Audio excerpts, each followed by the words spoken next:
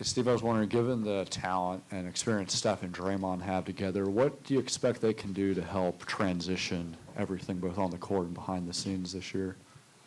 Well, we'll rely on those guys along with Looney and Clay at some point, just to try to teach everybody, all the new people here, what we're about and not only plays and schemes and that kind of stuff, but just our culture and our feel and so those two in particular. Steph and Draymond will play a huge role early on in camp as we're trying to establish, kind of a sense of who we are. Anthony Slater with The Athletic. We just got the news on Willie that he's going to miss it probably all of October.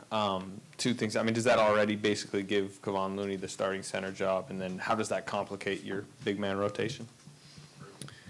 Well, it basically leaves us with, just two, maybe three centers when you look at it, with Allen and Omari and Looney. So to answer your question, yeah, Looney probably starts. Looney's the starting center. Alert, you guys getting your alert? Raymond, did you get the alert on your phone? It's ready. Okay, let me check on mine. Yeah, I mean, and I've got bigger plans for Loon anyway. I think I've told you guys that he's one of our best players. He's moved up the ladder considerably with all of the losses that we've had. And so not only is he one of our best players, but he's one of the guys who has the most experience and the feel that we need with this group to try to incorporate the young guys. So yeah, I'd like to play Looney as many minutes as possible, and we'll wait on Willie, obviously, and it's a long season and it's a tough way for him to start, but it's just the reality. So we'll see how it goes. First row, right-hand side, Connor. Steve, Connor Letourneau, San Francisco Chronicle. How different would you describe the vibe in training camp this year as opposed to just your past few years with this team? I would compare this training camp to the first one that our staff had in 2014, so 5 years ago, when we were really brand new to each other and getting used to one another and getting the system kind of to the point where we felt comfortable with what we were doing. We were experimenting with a lot of different things before we kind of settled on a rotation and how we were going to play, what our defense would look like exactly. I think that'll be a similar feel this year. We have a lot to experiment with, a lot of combination possibilities, and so it's a really, really important camp. And I would say we will have to work much harder than we have had to the last 4 seasons because of the number of new players. We've got a lot of work to do. Second row, right-hand side, Ann. Hi, Steve. Ann Killian, San Francisco Chronicle. Along those lines, just how does this feel for you? I mean, is there a certain excitement? Is there a certain challenge that maybe hasn't been there for the last couple of years? Just on a personal level, from a coaching standpoint, how are you approaching this year? Well, I'm excited about it. It's different. It's a very different season. Every year is a different challenge, and the circumstances are unique. And this is such a dramatic change from where we've been over the last 4 years that I think it allows for more change, more internal evaluation. What can we do better? The new building is almost a metaphor for how we can approach the season. We've got a chance to reset some things, anything that we feel like could improve our team. It's a great opportunity to start fresh on some things. And yet, as I was saying to Mark, we'll rely heavily on our veteran players, Steph and Draymond and Loon, Clay, to kind of pave the way for the younger players. We want to maintain the culture that we've built, but we want to make sure our players are put in the best position to succeed. And the last 4 years, we pretty much knew exactly what that meant. We don't really know what it means this year. So that's why we have a lot of work ahead, but it's exciting. I'm looking forward to it. Second row, left-hand side, Mark. Mark Spears, ESPN. Talking about D'Angelo Russell, have you even had a chance, with you being gone, to get to know him at all? And also, have you thought about creative ways to use him, Steph, and otherwise? So D'Angelo and I tried to get together this summer, but it didn't work out because of my travel schedule going to China and being gone for 6 weeks. And so we've had a chance to visit briefly the last couple of weeks. I think the next couple of weeks with practice and training camp, I'm going to make a point of really trying to get to know him better, and we'll get an opportunity to spend some time together, off the floor as well. And that's an ongoing thing, building a relationship, obviously. I'm really excited about having D'Angelo. It's with all the losses that we had, it was just so important for us to have somebody who can put the ball in the basket. He averaged 20 points a game last year. He's an all-star. So I've been thinking a lot about how we'll play him, watching a lot of tape. What's he best at? How can we use him? And how can we use him with Steph? We'll probably end up staggering them because they'll be our two top scorers, and we'll figure all that stuff out as we go. Second row, right-hand side, Logan. Logan Murdoch, NBC Sports Bay Area. You said last year, throughout the time, that sometimes during the regular season you guys couldn't find the competitive juice just with the malaise of the season. How do you feel this team will have that, considering that maybe the end result isn't as promised? It's a completely different set of circumstances. We've been, the last 4 years have been so different. We knew what we had. In most dynamics, we were working towards the playoffs. We were working to be ready for the playoffs and be healthy and peaking during the playoffs. This is an entirely new group, and so we're trying to figure out who we are, what we are, and I will for sure monitor Steph and Draymond and Looney, the guys who played heavy minutes last year, so I'm not going to overwork them.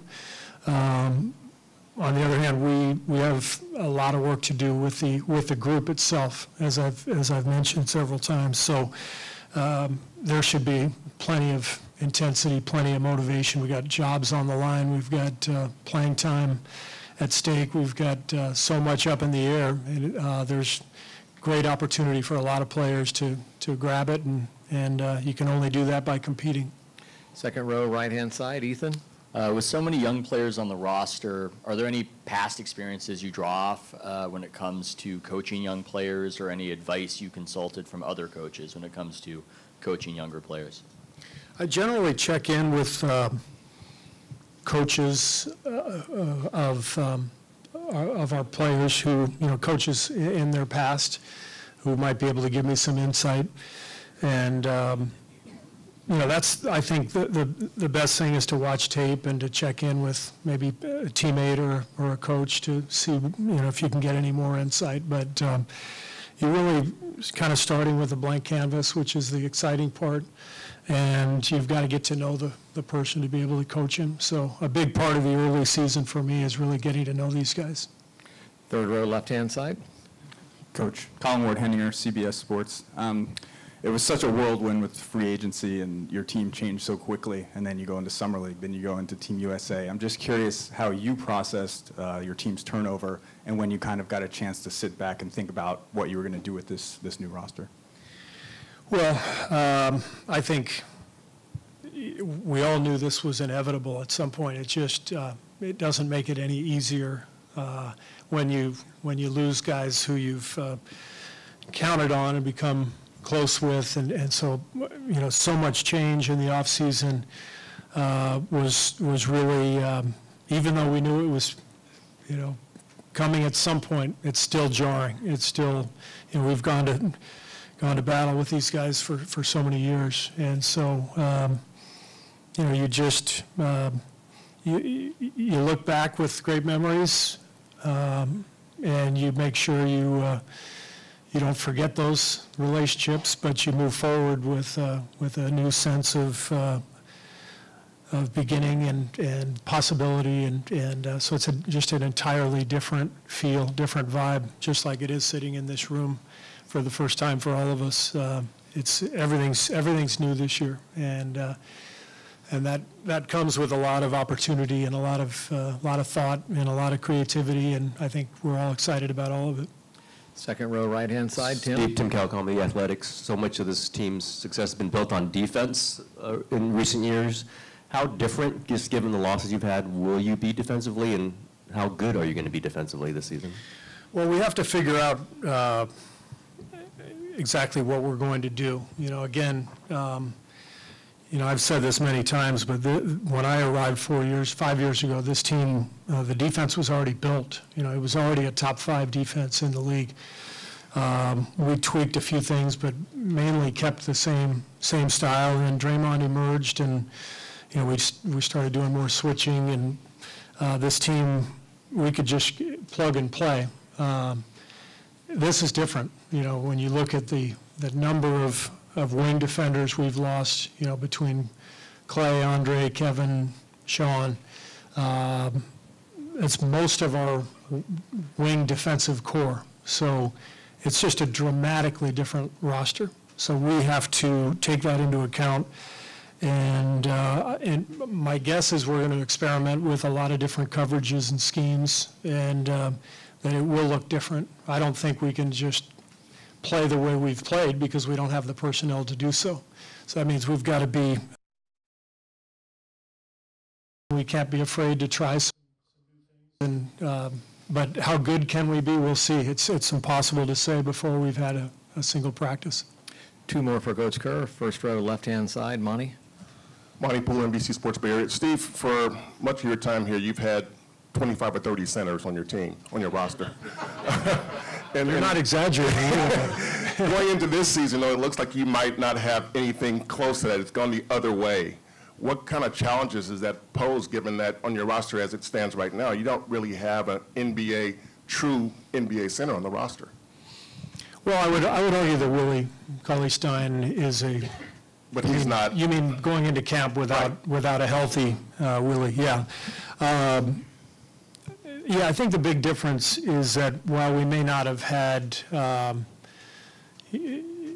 the stability of one guy at center over the last few years, we did with Bogut. The first couple of years he was our starting center. But what we've had over the past few years is a stable of veteran guys who could all fill very significant particular roles. Zaza and JaVale and David West and even going back, playing David Lee at the 5 or Draymond. We've had a lot of different possibilities. So this year is different because we're relying on a couple of rookies, at least in camp, with Allen and Omari, who are kind of 4/5s, and Looney is also kind of a 4/5. So, but that's the way the NBA has turned. It's more of a league with wings and bigs. So we just look at them as bigs. But that's part of the excitement of this season. I think it's one of the things that our fans should look forward to is watching the team grow, watching this team develop as the season goes. Rather than seeing a finished product, they're going to see a team that really has to define itself over the course of the year. And that's especially true at the center position. Final one for Coach Kerr, right-hand side near the back. Coach Mason Basada, Martinez Tribune. Last year, you guys ranked second to last in pick and roll frequency, and last year I think D'Angelo Russell ranked second in the league in pick and rolls run.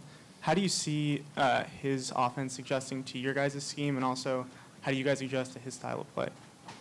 Well, we'll get a chance in camp to kind of see what makes sense, what doesn't. I think having lost a lot of passers, a lot of veteran basketball players, Andre, Sean, Kevin, you know, even going back a couple of years, you know, Zaza, David West, our roster has really been filled with passers, and so it made a lot of sense for us to get the ball moving. We'll see what we have. I like what I see in pickup ball over the last couple of weeks in terms of some of the guys' ability to pass, but it's different. They haven't done it yet at this level. And if you don't have that kind of passing, then you tend to rely on more specific sets, and so that's what I would look for with this team as we go. We'll figure out what we have. We know D'Angelo's really good in pick and roll, so we're going to put him in pick and roll. As far as the percentages, I have no idea, but we'll do whatever it takes to win a game.